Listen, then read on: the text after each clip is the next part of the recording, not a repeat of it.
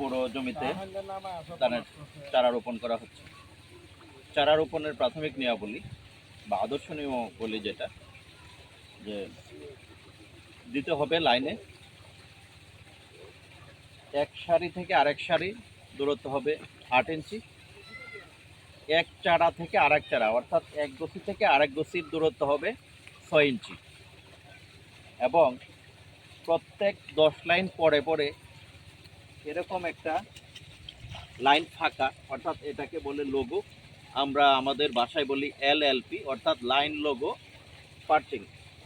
এবং এই জমি রোপণের পরপরই পার্চিং করে দিতে হবে, অর্থাৎ খেতে ডাল পুঁতে দিতে হবে। ডাল পুঁতে দিলে প্রাথমিক অবস্থায় যে পোকামাকড় আক্রমণ করে সেই পোকাই পাখি খেয়ে ফেলে, যে কারণে পোকার আক্রমণ বৃদ্ধি পায় না এবং পোকা দ্বারা সৃষ্ট রোগ জীবাণু ছড়াইতে পারে না, যে কারণে রোগ বালাইও কম হয়।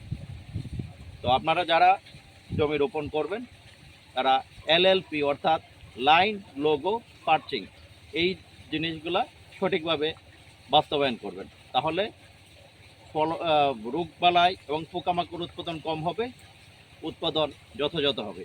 ধন্যবাদ।